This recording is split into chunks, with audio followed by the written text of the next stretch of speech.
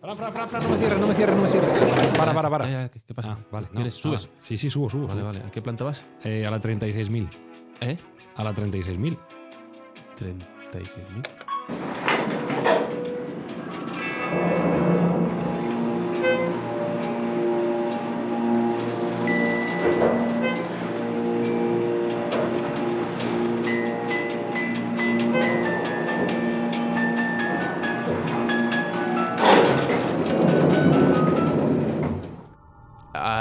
¿Dónde estamos? Hace frío aquí. Pues esta es la nueva estación espacial. ¿Cómo que la estación espacial? Pues desde aquí vamos a salir al espacio. Y yo iba a correos. Bueno, pues cógete el siguiente para abajo. Buscamos los límites de la ciencia, el futuro de la tecnología, el alcance de la mente humana. Esto es Mindfacts. Bienvenidos a Mindfacts, donde cada semana buscamos los límites de la ciencia, de la tecnología y de hasta qué planta puedes poner en el ascensor que nos ha traído Sergio Cordero. Hola Sergio, altos días, ¿cómo estás? Aquí subiendo y bajando. Jesús Callejo, ¿todo bien? Todo bien, bajando. Alberto Espinosa, ¿subiendo o bajando? Yo siempre subiendo. Y un servidor, Fran Izuzquiza, para arriba siempre.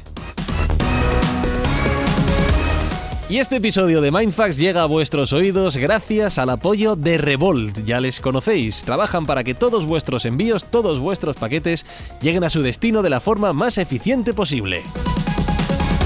Bueno, si estáis listos, poneos el cinturón de seguridad porque este ascensor viaja rápido, es una sensación curiosa y vamos a ver hasta dónde nos lleva. Hoy nos montamos en el ascensor espacial.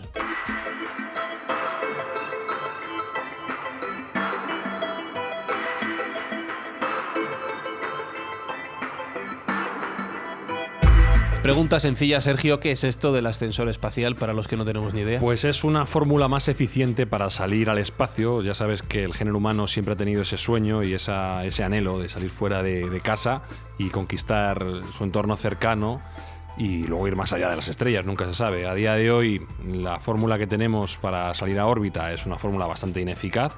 Para empezar, consiste en meterse en un cilindro de metal lleno un 95% de material explosivo, Ajá. Con lo cual no está... no tiene mucha fiabilidad, no muy despierta, fino, no. y quemar ese material hasta que podamos escapar de la órbita terrestre y de la gravedad. El 95% del peso que estamos levantando es el propio combustible que nos hace falta para llegar fuera de órbita, porque no nos olvidemos de que no podemos repostar a mitad de camino, con lo cual es un sistema altamente ineficiente y tremendamente caro. Recuerdo, por cierto, a los oyentes de Mindfacts que en uno de nuestros primeros episodios hablamos de viajar a Marte. Se mencionó el ascensor espacial en aquellos primeros episodios y os animo a que los volváis a escuchar si todavía no lo habéis hecho antes quizá de oír este episodio sobre el ascensor espacial. Dices que es poco eficiente el sistema actual de cohetes, que quema mucho combustible. Lo que yo no me imagino sería lo más eficiente, pero no me imagino que vayan a poner una polea allí arriba a lo alto y tirar de la cuerda. Pues ¿no? es exactamente eso. ¿Cómo? Exactamente eso. Es una estructura artificial teorizada, que a día de hoy todavía no se ha hecho realidad, pero que tiene visos de que puede hacerse, en la cual lo que vamos a hacer es enganchar una cadena muy larga, Ajá. 36.000 kilómetros. ¿Eso cómo se fabrica? Bueno, eso entraremos luego. Vale. Sí, Son cómo muchas se fabrica preguntas. y si se puede fabricar. Pero Vale. básicamente el concepto es, en el ecuador de la Tierra anclamos una base a una cuerda o una cadena de 36.000 kilómetros y ponemos un contrapeso al final de esos 36.000 kilómetros para que vaya en órbita geoestacionaria junto con la Tierra, que vaya girando junto con la Tierra, de tal modo que tenemos un cable tirado que va a estar tenso y tirante, para el cual podemos mandar un dispositivo de transporte, un coche o un cajón, y que pueda llegar hasta la órbita geoestacionaria y a partir de ahí, habiendo vencido ya la órbita terrestre, poder enviar mucho más eficientemente materiales al espacio. ¿Hay servicio técnico en la Tierra capaz de atender esto, Jesús? ¿Tú Servicio crees? técnico hay, y es verdad que con la tecnología de ahora se podría hacer. Otra cosa es el coste que eso genera, Claro. que es verdad que siempre va a ser mucho más barato que mandar material o mandar personas por el sistema tradicional, que son lanzaderas espaciales o por cohetes, y que con el tiempo, en poco tiempo, se podría amortizar. Y también porque hay una ventaja en comparación con lo que vamos a hablar ahora, que son los pioneros los que ya establecieron hipotéticamente esta posibilidad de hacer ascensores al cielo, ¿no? Al espacio. Y es que ahora hay materiales que pueden resistir esa tensión. Porque claro, aunque hubiera materiales, imagínate, en la época que a alguien se le ocurrió, vamos a poner a mediados del siglo pasado, tú dices, ¿qué material soporta luego ese peso, el peso intrínseco de 36.000 kilómetros? Es decir, por su propio peso sería prácticamente imposible. Aparte, bueno, pues cuestiones técnicas de que la Tierra rota sobre sí misma, que también gira, ¿no?, alrededor del Sol. Es decir, que hay una cuestión que no estamos hablando de cosas que están estáticas. De ahí un poco lo del contrapeso que decía Sergio. Ahora mismo, técnicamente se podría hacer. De hecho, ya hay varias empresas, tanto chinas como japonesas, que están pendientes de hacerlo. Y estaríamos hablando de una realidad de aquí, no creo que más allá de 30 o 40 años. Me hace mucha gracia esto, Espi. Voy a hacer una pequeña parada. Tú que estás acostumbrado a subir a un cuarto sin ascensor, eso por un lado. Yo en mi casa llevamos varias semanas, esto no es broma, con bastantes problemas en el ascensor, que tiene que subir 7 plantas, ¿vale? Se ha estropeado 3 o 4 veces en 3 semanas. ¿Tú crees que todo esto el ser humano será capaz de hacerlo? Que somos muy chapuceros, ¿eh? Pues, hombre, entiendo que sí. Si Jesús Callejo y Sergio Cordero están diciendo que esto es posible, entonces sí. Posible será. Me tiene flipado este tema. Sí, yo estoy loquísimo, ¿eh? Porque no conocía esta historia y me parece fascinante. O sea, no sé por qué no se ha hecho antes esto. Bueno, hay que dividir, a ver, como 3 bloques. Es cierto que, lo que decías antes, hay una posibilidad que también se está barajando de un ascensor que te llegue a Marte. En fin, es la posibilidad más remota porque está mucho más lejos. La otra posibilidad es que llegue a la Luna. No es descabellado, lo que pasa que, en fin, de momento también es muy complicado porque estamos hablando también de unas distancias muy considerables. Acordaros que en el perigeo estaríamos hablando de 356.000 kilómetros de aquí a la Luna. Pero la otra solución, que es relativamente más factible porque es más corto, estamos hablando solo de esos 36.000 kilómetros, es a una estación espacial. Solo. Digo solo, comparación con lo que os estoy diciendo. Yeah. Entonces este va a ser el primer paso. Ojo, yo estoy convencido que se va a hacer el primer paso a una estación espacial y luego técnicamente seguro que Sergio nos irá contando cómo se puede hacer para evitar, porque estamos hablando de una zona donde están los satélites. También, claro. Claro, esta zona donde orbitan los satélites meteorológicos y los satélites de comunicaciones es una zona muy concreta que hay que son órbitas circulares y ecuatoriales, es decir, que donde se va a colocar este contrapeso ya hay satélites, por lo tanto es una zona que conocemos perfectamente cómo se puede hacer. Y además había que anclarlo en el punto fijo dentro de la Tierra, también en la zona del Ecuador, también para neutralizar mejor la fuerza de la gravedad, etcétera, etcétera. O sea que eso se puede hacer y este va a ser el primer paso. El segundo va a ser la Luna, sin ningún género de dudas, y el tercero va a ser Marte. Pero posiblemente ahora mismo vamos a hablarlo, lo que está más cerca, que suena a ciencia ficción, sí, pero que estaríamos hablando, ya te digo, que nadie piense que vamos de aquí a la Luna directamente, ¿no? Porque solo el hecho de que se construya este artilugio, este aparato, esta tecnología de alto nivel a una estación geosíncrona, es decir, geoestacionaria, es decir, en estos 36.000 kilómetros, solo eso ya implicaría a 200 kilómetros por hora que tardaría 7 días en llegar. O sea, a 200 por hora, que ya es una velocidad. Esa es un poco lo que está estableciéndose por estas nuevas empresas punteras japonesas. No sé si tú a lo mejor tendrás otros datos, pero yo los últimos que he detectado estaríamos hablando de algo que tardaría 7 días en llegar. Y estamos hablando de ahí, a la vuelta de la esquina prácticamente. Sí, esas son las cifras que se dan como ciertas, entre 7 y 10 días, dependiendo de la velocidad del tren, con lo cual tendríamos que pensar más en una especie de crucero, una especie de viaje en tren, por así decirlo, que no una toma de un ascensor convencional, donde la gente pregunta por el tiempo y se pone a ver el móvil. Musiquita de fondo. No, sería algo más complejo y sin duda mucho más, con una temporalidad mucho más larga. Pero tiene una ventaja económica indudable, y es que a día de hoy el coste de mandar 1 kilogramo al espacio, hasta hace bien poquito, hasta que SpaceX y nuestro gurú Elon Musk ha introducido los cohetes reutilizables, pues estábamos hablando de unos 18.000, 20.000 dólares por kilo. Da igual si mandas patatas que si mandas oro. A día de hoy, gracias a los Falcon 9 y SpaceX, estamos hablando de 2.700 dólares, que es dividir casi a 10 veces el coste. Pero se calcula que el ascensor espacial podría reducir ese precio incluso a 500 dólares el kilo. Barato. Muy barato. ¿Eso qué nos va a permitir? Pues empezar a mandar de verdad producción al espacio, una flota estelar, nuevos cohetes, nuevos telescopios, a ya empezar a ser una generación galáctica, ciertamente. Entonces es un elemento y una invención que se dan por ciertas y que son absolutamente necesarias para nuestro paso a salir de la cuna. Tengo 10.000 preguntas en mente, no sé si va a dar tiempo a responder a todas en este episodio, pero la primera es, ¿desde cuándo existe esta idea de crear un ascensor espacial? ¿Desde cuándo existe la idea de tener una vía de comunicación directa y permanente con algún punto fuera de nuestro planeta Tierra? Bueno, yo os comento, podríamos hacer como dos bloques. Una cosa son los pioneros, que son los que ya establecieron en sus mentes la posibilidad mecánica o tecnológica de hacerlo, que luego lo comentaremos, donde está Konstantin Tsiolkovsky, ¿no? El padre de la cosmografía. Y luego está la parte mitológica, ya sabéis que me gusta siempre hablar de las leyendas, de la parte mitológica, incluso de la parte religiosa, si alguien ya concibió esto en el pasado. A ver, desde un punto de vista tecnológico, no. Pero he encontrado dos referentes que posiblemente estén en la mente de muchos de los oyentes. Son dos referentes que están en la Biblia, que están en el Antiguo Testamento, que están en la Torá, es decir, en el Pentateuco, porque están en el Génesis, los dos. Uno estaría en el Génesis capítulo 11 y estaríamos hablando de la Torre de Babel. ¿Os acordáis un poco qué es lo que establece? A ver, nos ubicamos un poquillo porque en el fondo lo que quieren hacer es un artilugio, en este caso una estructura arquitectónica que llegue hasta el cielo. O sea, no están hablando de un zigurá que tenga 7 pisos, que son los más conocidos. No, una estructura que llegue hasta el cielo. Esto es lo que dice la Biblia y el Génesis. Ya sabes que tiene una parte histórica, pero hay también una parte simbólica, ¿no? Lo que dicen es que en la llanura de Sinar, después del diluvio, se reúne la gente que está allí, que formaban un solo pueblo y tenían un solo lenguaje. Especifica, ¿no? Entonces, en ese momento, dice los que están allí congregados, dice Ea. Además, esa es una expresión que se utiliza sobre todo en la traducción literal, ¿no? de la Biblia. Dice Ea, construyamos, primero unos ladrillos, los cuecen. Ea, construyamos una ciudad y una torre que nos permita llegar al cielo.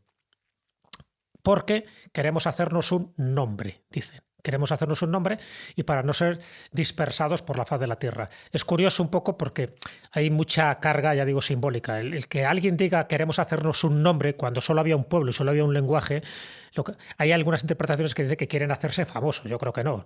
Cuando tú tienes nombre existe. Entonces el problema es que Yahvé, celoso él, lo que no quiere es que haya una torre que pueda llegar al cielo porque ese nombre es una prioridad divina, es como una prerrogativa divina. No lo pueden otorgar los propios hombres. Por eso cuando se entera Yahvé de lo que están haciendo, de que están construyendo este zigurat, esta torre gigantesca hasta el cielo, en el fondo es como si un griego quisiera construir una torre que llegara hasta el Olimpo para tener una conversación tú a tú con Afrodita o con Zeus.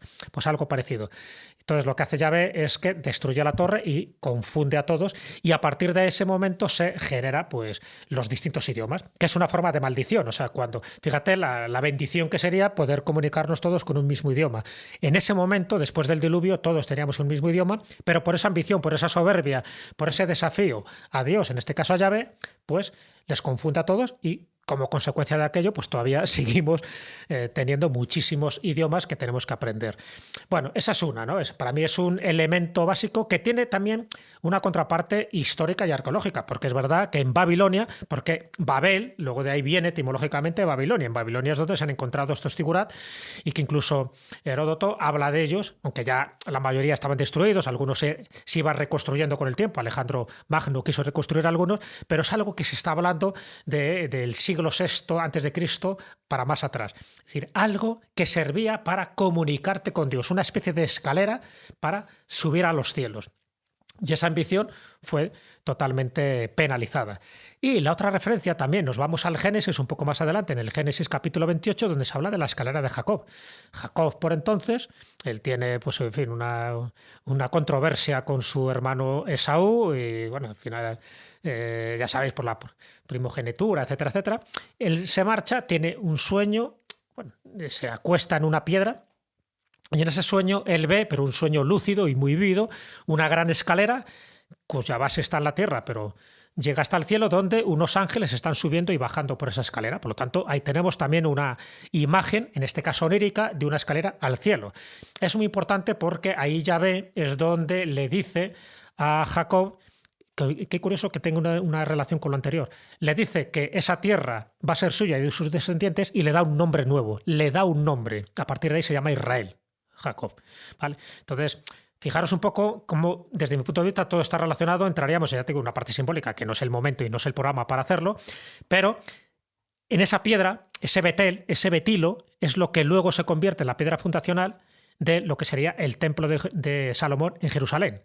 Y desde esa piedra, desde ese lugar, es donde siglos después Mahoma asciende al 7º cielo, acompañado del arcángel Gabriel y montado en su yegua al Borak. Es decir, sirve también de plataforma o de catapulta, de ascensor espacial, de en este ascensor, caso. justo en el lugar donde Jacob tuvo aquel sueño que nos cuenta Génesis en el capítulo 28. Es decir, nada es casual. Quiere decir que hay ciertos lugares donde esas puertas se abren, donde tú tienes comunicación entre la tierra y el cielo, y donde, en el caso de Babilonia, es Marduk, por ejemplo, el que instauraba, ¿no?, el que se crearan estos zigurat como casa de Dios, y luego en el caso de los hebreos es Yahvé el que impide que esas escaleras lleguen hasta el cielo.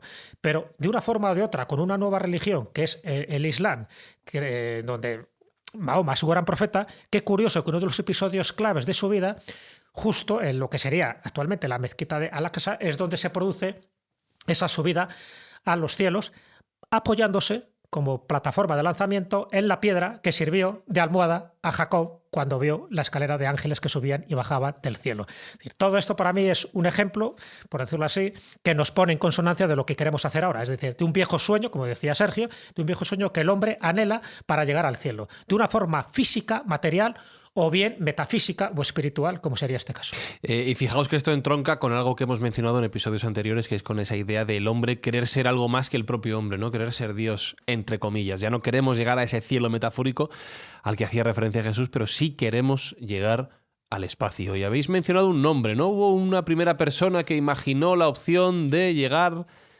al espacio mediante un ascensor espacial. Sí, he mencionado a Konstantin Tsiolkovsky. Tsiolkovsky para mí es un personaje fascinante, ¿no? Es el que forma parte de esa cosmonáutica soviética, porque él era un gran inventor, pero además también estaba muy imbuido en las ideas metafísicas del momento, ¿no? Por ejemplo, su mentor, su maestro era Fyodorov, que él preconizaba el cosmismos, que se llamaba, que era utilizar los recursos de la naturaleza precisamente para convertir al hombre en inmortal, ¿no? En fin, que eso también nos daría pie para otro programa. Bueno, pues Tsiolkovsky, además de crear las distintas fases de los cohetes precisamente para poder salir de la atmósfera terrestre y llegar al espacio, con lo cual eso sirvió mucho, ¿no?, para los primeros cohetes y desarrollos soviéticos, antes siempre que los norteamericanos. En la carrera espacial ellos fueron los primeros en muchísimas cosas, pero Tsiolkovsky es uno de los que habla por vez primera, y estamos hablando del año 1895, de ese ascensor espacial. Tsiolkovsky, él creía, por ejemplo, en la probabilidad de los mundos habitados, él creía que había seres vivientes en otras partes del sistema solar, lo cual ya era bastante avanzado para su época, pues estamos hablando de un científico. Sí. También escribió obras de ciencia ficción, una de ellas es Sueños de la Tierra y del Cielo, donde habla de que ya el ser humano puede colonizar el sistema solar. De hecho, ya tiene satélites artificiales alrededor del planeta. Fíjate, estamos hablando de finales del siglo XIX, y que muchos de los materiales que tiene y que suministra su energía lo está recogiendo del cinturón de asteroides que está entre Marte y Júpiter. Entonces, todo ese tipo de cosas, luego distintos autores de ciencia ficción, pero autores de ciencia ficción sí las desarrollan. Pero este es un hombre científico que tenía una visión bastante amplia. Bueno, pues se puede decir que es el primero, en 1895, que ya habla de un ascensor espacial e incluso te dice las cuestiones técnicas para solventar y poder hacer como una especie de lanzadera o de riel o de cable. El problema es que por entonces el material que existía hacía inviable esta idea. Tenemos la teoría y tenemos la historia, y ahora en breve nos vamos a poner con la práctica, porque yo esto de tirar un cable así largo para arriba y a ver hasta dónde llega y que no se estropee a mitad de camino, que no se quede una puerta abierta, que no se mueva el ascensor, yo no sé si lo acabo de ver.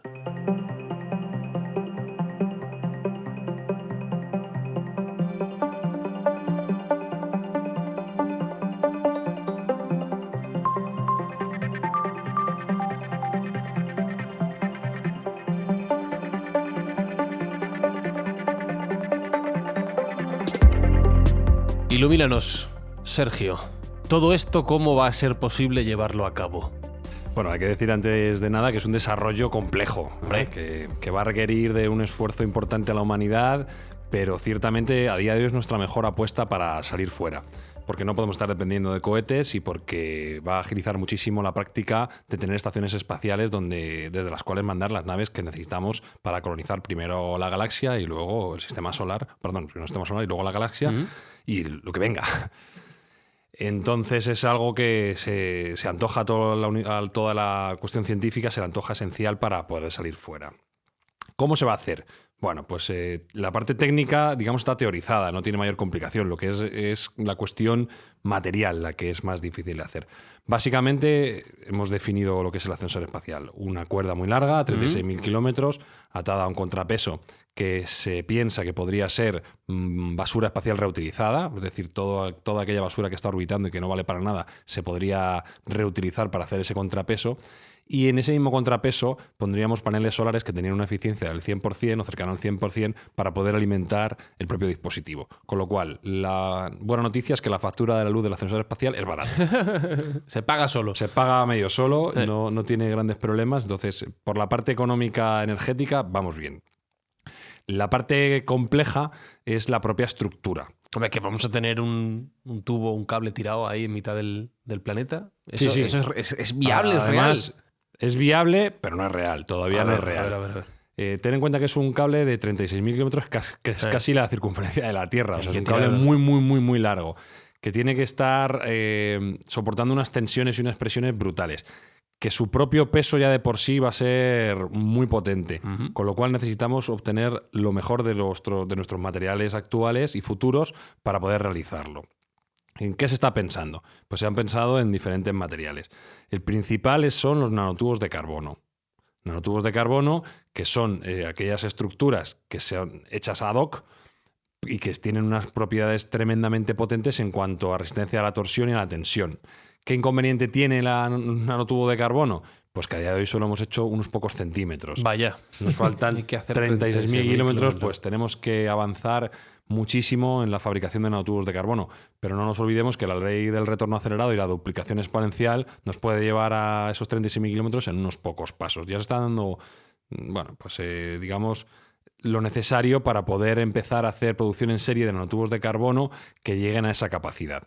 Hay dos fórmulas, también se teoriza. Uno es construyendo desde abajo y levantando, y otro es construyendo en el propio espacio. Ajá. Las dos tienen sus dificultades intrínsecas. La más plausible, a mí me parece, es la de un científico llamado Bradley Edwards, que es excientífico de la NASA, y que él lo que proponía era empezar a hacer la estructura desde el cielo, por ejemplo, desde la Estación Internacional.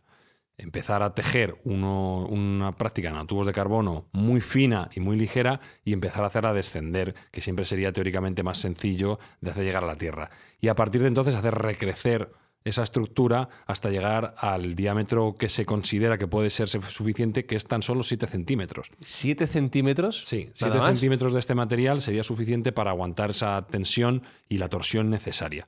El inconveniente que tiene a priori el nanotubo de carbono es que parece ser que tiene debilidad en cuanto hay una tormenta eléctrica. Es decir, un rayo o una tormenta eléctrica de cualquier tipo lo podría vaporizar, lo cual es un problema. Nos interesa tener un cable de 36.000 kilómetros suelto que puede caer en cualquier punto de la Tierra y arrasar con todo lo que pille. Tenemos que estar muy seguros que aquello no va a fallar, que va a tener una estabilidad, porque si no es seguro nadie lo va a querer utilizar, obviamente. Aquí no estamos jugando mucho, con lo cual la seguridad lo es todo.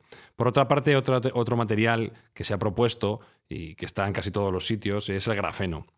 El grafeno también está muy en boga y en boca de todo el mundo, si bien es cierto que su aplicación práctica real a día de hoy es escasa, pero parece ser que es el material fetiche en el cual se quiere realizar todo el futuro, porque es un conductor estupendo, porque tiene una resistencia brutal, porque reuniría todos los requisitos que necesitaríamos para hacer esta estructura. Pero estamos todavía más lejos que de los nanotubos de carbono, con lo cual esto sí que estamos hablando ya de ciencia ficción. A día de hoy no podemos estimar esa ventana temporal que, como bien decía Jesús, se estima en aproximadamente el año 2050 ya podríamos tener un prototipo o las bases del ascensor espacial lanzadas. Y a partir de ahí, pues desarrollarlo a medida que se fuera utilizando. Ten en cuenta que hay un incentivo económico brutal para lanzar el ascensor espacial, y es que aquella empresa que lo consiga realizar, empresa o Estado, porque son proyectos de tal magnitud que igual tienen que tener un apoyo estatal, aquellos que consigan hacerlo podrán explotarlo económicamente a un precio ridículo para lo que es, como os he dicho antes, el envío de material al espacio, pero muy lucrativo. Un monopolio imprescindible. Un monopolio y bueno, el coste que tendría, que sería muy pequeño para lo que es la actualidad, tendría un rédito económico brutal que pagaría la estructura en muy poquito tiempo y haría una de las mayores empresas del mundo. Porque no nos olvidemos que mandar cosas al espacio es difícil, pero es necesario. Necesitamos satélites de comunicaciones cada vez más, satélites meteorológicos cada vez más, por no hablar ya de nuestras aventuras espaciales, colonizar Marte, ir a Europa a ver si hay vida. Es decir, una serie de patrones que van a ser el estándar en el futuro cercano y que a día de hoy son muy, muy difíciles porque estamos sujetos a la propia gravedad. Entonces, esa imagen que hemos dicho, tirar el cable y la polea arriba enganchada en la Estación Espacial Internacional, es cierta. Estoy pensando en el propio habitáculo. Antes nos decías que no pensemos en un ascensor como tal, que pensemos más en un tren, ¿no? En un barco. Sí, sería como un vagón de tren, entiendo yo.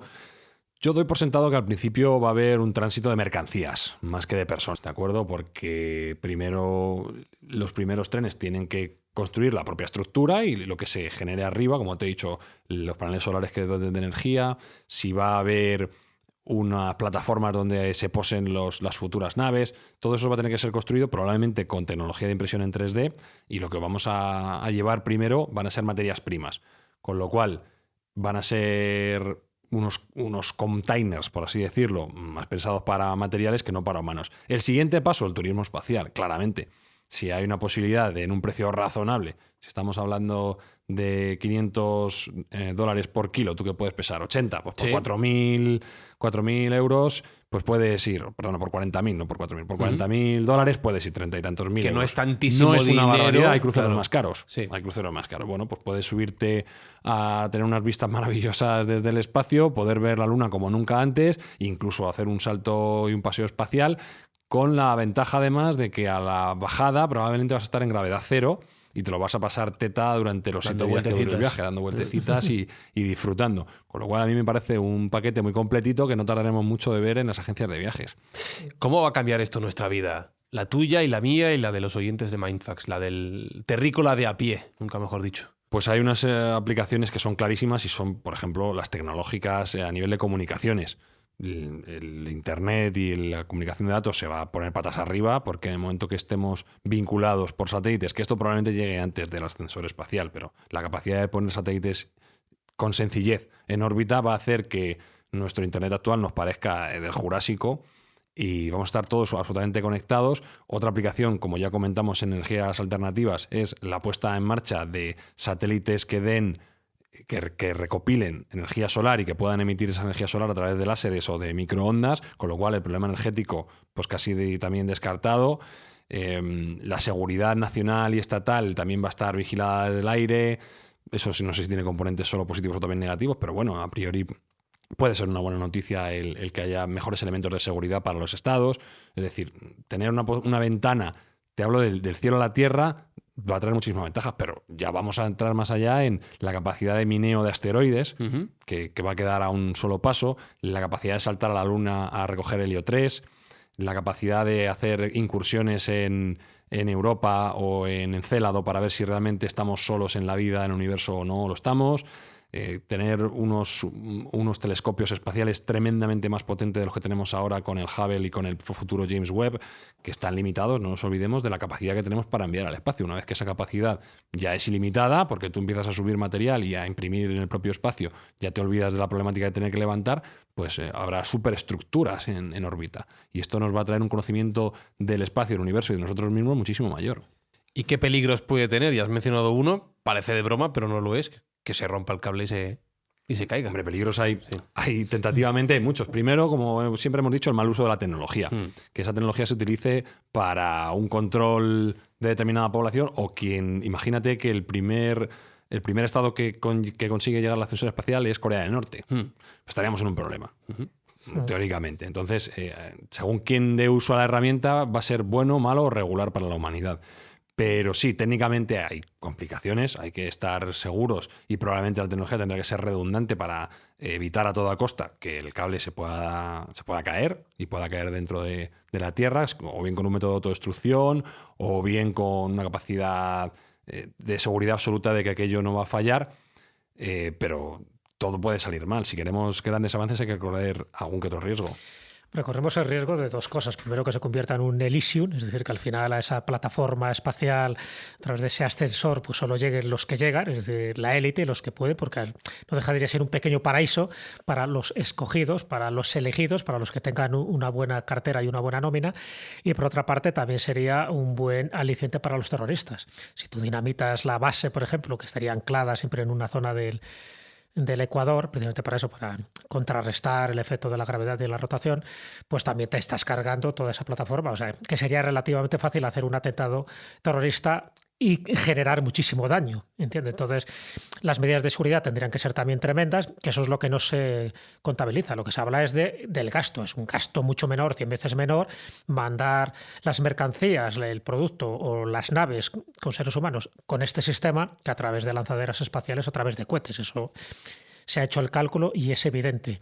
Entonces, pues digo que tiene muchos pros y muchas contras. Si se utiliza de forma consciente, está claro que es un adelanto tremendo. Pero ya sabes que la ciencia tiene que ir también con unos motivos, vamos a llamarles altruistas. Es decir, si eso se utiliza como base militar, ya sabes que una posición elevada te da una posición estratégica para dominar el resto del planeta. Es lo que decía Sergio. Si eso llega un grupo terrorista allá arriba, o Corea del Norte con el actual dictador o lo que sea, estamos todos jodidos, con perdón. Entonces, a eso está. Es decir, que sí que hay que tener mucha precaución, porque eso daría un punto estratégico y evolutivo, ¿no?, en cuestión de tecnología muy superior. Si se utiliza para buenas causas, perfecto, pero también alimentaría las paranoias de grupos terroristas que podrían ver ahí como un lugar adecuado para generar el caos. Danos plazos, Sergio. ¿Cuándo puede ser todo esto realidad? Bueno, los plazos ya sabes que son arriesgados en este tipo de proyectos. Pero, por ejemplo, has dicho que podría haber un primer prototipo en 2050. Sí, se estima, ¿no? Ya hay prototipos a pequeña escala, sí, ¿de acuerdo? Y aquí quien tira del carro, como bien ha dicho Jesús antes, pues son los de siempre, los japoneses. Sí, ahí están. Los japoneses que ya tienen prototipos a escala menor funcionando, concretamente la Universidad de Shizuoka, que ya ha hecho un mini proyecto de 10 metros, bueno, de 10 metros no es de nanotubos de carbono, pero para probar, lo han llevado incluso a órbita para poder probarlo.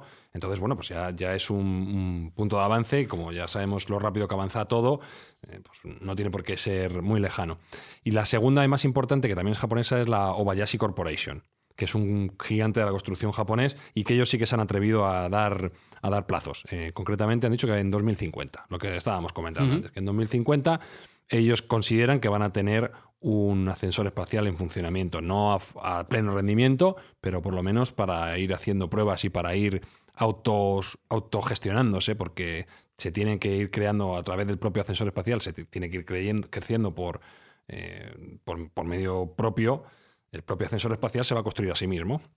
La Obayashi Corporation, que ya tiene un trasfondo en Tokio muy interesante, que como es la Tokyo Skytree, que es un edificio singular en Tokio, que es la torre más alta del mundo de estructura propia.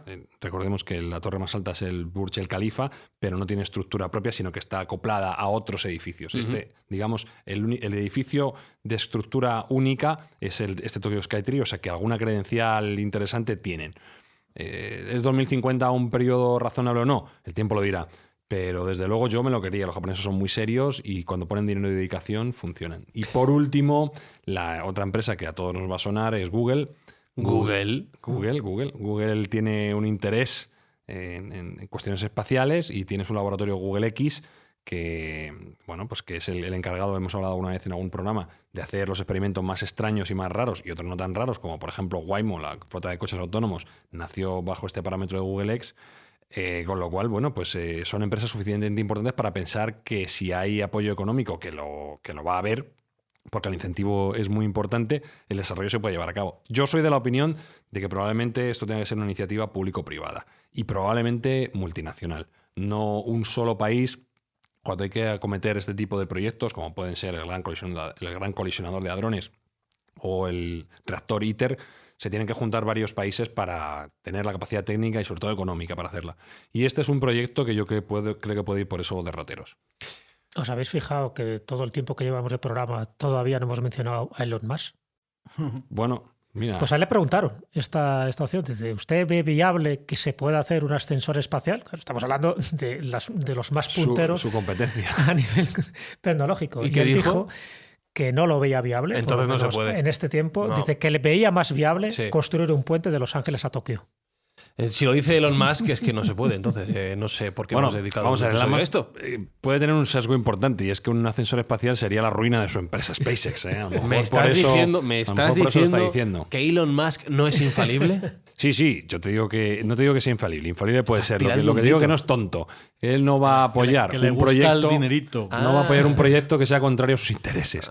Y en este caso, él tiene ya muy estructurado y mucha ventaja en el formato de cohetes reutilizables con SpaceX, y un ascensor espacial sería la ruina inmediata de su empresa. Bueno, valdría cero. podría hacerlo él también, ¿no? Claro, si se que se pusiera adelante. ello. ¿eh? Probablemente ya haya invertido todo su patrimonio y toda su energía en crear esta red de SpaceX y ahora mismo no le interesa. Si hay un viso de poder hacerlo, estoy seguro de que Elon Musk estará ahí. O sea, que no es por Elon Musk, es por el entorno. Vale, Claro, claro. ya me parecía preocupante a mí. De todas maneras, estaba pensando una cosa, estamos hablando del ascensor espacial, pero si esto se hace realidad en un futuro ya más a largo plazo, ¿podríamos hablar de los ascensores espaciales? Sí, definitivamente. Y de hecho, Jesús comentaba algo también.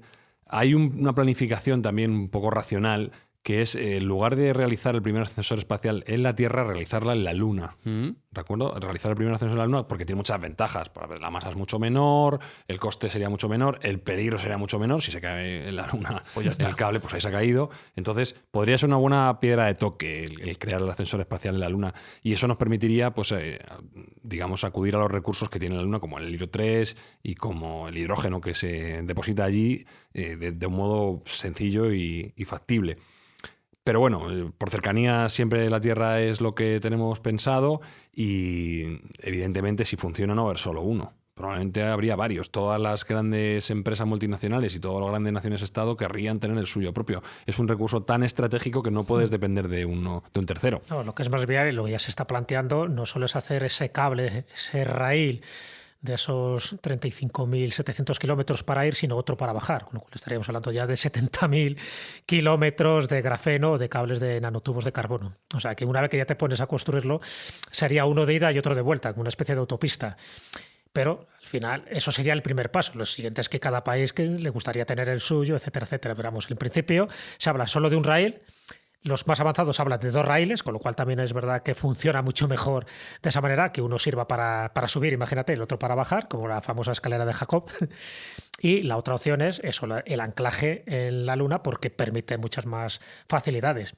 Estamos hablando de que allí no hay gravedad y entonces hay muchos problemas técnicos que quedan resueltos, pero el problema es lo que os decía, que la distancia de aquí a la Luna son 356.000 kilómetros. De la Luna a esa estación geoestacionaria, pues hay también muchísimos kilómetros. Que por cierto, y es una pregunta que te quiero hacer, Sergio, ¿por qué la llaman la órbita Clark? Que Bueno, no lo hemos comentado. Sí, como bien ha dicho Jesús, esto es un concepto que viene de la Rusia de finales del siglo XIX, pero quien lo populariza es Arthur C. Clarke. Arthur C. Clarke, además, me hacía gracia que antes comentaba Jesús que esto se puede convertir en un Elysium, una zona de paraíso, y la obra de Arthur C. Clarke se llama Las Fuentes del Paraíso. Es una novela del año 79 que es bastante entretenida. No es de las mejores de C. Clarke para mí, pero bueno, es bastante Bueno, entretenida. ganó los 2 premios Sí, principales. el Hugo de- y el Nebula, ciertamente. de ciencia Pero ficción. él ya ahí situaba el ascensor espacial, además lo situaba en la isla de Trapovain, que es la actual Sri Lanka, donde él vivió muchos años. Y bueno, cuenta los avatares, no quiero hacer spoiler de la novela, que es interesante, cuenta los avatares que tiene con los nativos para implementarse allí, y un poco la geoestratégica y geopolítica que tiene la introducción de ese ascensor espacial. Entonces Arthur C. Clarke, que fue un visionario que, entre otras cosas, pues predijo el Internet actual, predijo el satélite geoestacionario y la tablet. Hizo obra maestra como 2001. Bueno, pues es un autor absolutamente esencial en la ciencia ficción. Sabes que esa paternidad, por lo menos esa popularidad del ascensor espacial, es verdad, se le atribuye más a Arthur C. Clarke porque es, en fin, mucho más mediático, mucho más conocida, pero también hubo una novela que se publica en ese mismo año de Charles Sheffield, que se llama La telaraña entre los mundos. Parece que la novela está escrita antes, o sea que la idea la concibió Sheffield mucho antes, pero la publicación sale unos meses más tarde. Entonces hay una disputa ahí de quién es el que se tiene que atribuir el mérito, pero bueno, da igual, al final Clark es Clark. Y no solo lo menciona en Las Fuentes del Paraíso, sino también en Cánticos de la Lejana Tierra y también en 3001, Odisea Final. Pues Espinosa, yo me estoy imaginando como el metro, la línea 1 a la estación espacial, la 2 a la Luna, la 3 a Marte. Eso es. ¿Tú lo cogerías? Yo sí, esto sí me gusta. Esto sí. Esto sí me gusta. Y aunque seas tú el primero, para probar. No, eso que vaya Elon Musk con su madre.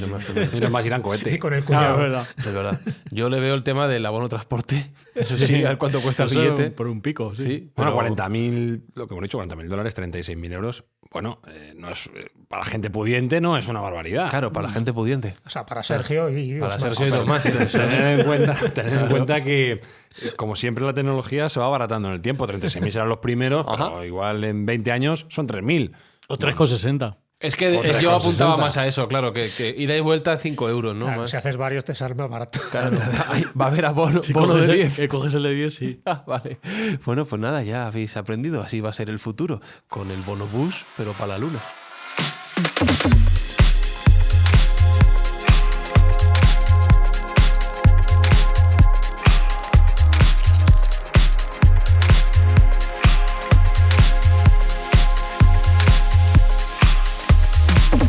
Pues nada, Espi, Jesús, nosotros nos quedaremos aquí en la Tierra y veremos a Sergio partir. Sí. Iremos con pañuelos a la estación. Adiós. ¡Hasta luego! ¡Adiós! La élite, los de los 40.000 Yo, euros. si voy, es de ascensorista. Yo seré el que puso los botones. El del botón, ¿no? No tengo para el resto. Pues cuidado con el botón rojo. Bueno, hasta aquí este episodio de Mindfax, imaginando lo que será subir en este ascensor espacial. Ya sabéis que si te ha gustado, mira, esto lo digo poco, pero nos puedes dejar tus comentarios en iVoox, en iTunes, en la plataforma donde escuches el podcast. Si no ha gustado, también. Si no ha gustado, o no. Bueno, lo que queráis. Y también en Twitter, @Mindfax_. Y recuerda que este episodio ha llegado a tus oídos gracias al apoyo de Revolt. Les puedes conocer más a fondo en nuestro episodio en el que hablamos de distribución y última milla. Ellos se encargan de que todos tus envíos lleguen a su destino de la forma más eficiente posible. Alberto Espinosa, gracias. Un placer, como siempre. Jesús Callejo, un gustazo escucharte. Como siempre, un placer estar con vosotros. Y Sergio Cordero, feliz viaje. Me voy. Adiós. Adiós. Un saludo de Fran y Zuzquiza desde la Tierra. Ya veremos desde dónde la próxima vez. Chao, adiós. Mindfacts llega cada semana a tus oídos a través de Spotify, Apple Podcast, iVoox, Google Podcast o tu aplicación favorita. Búscanos en redes sociales. Somos Mindfacts.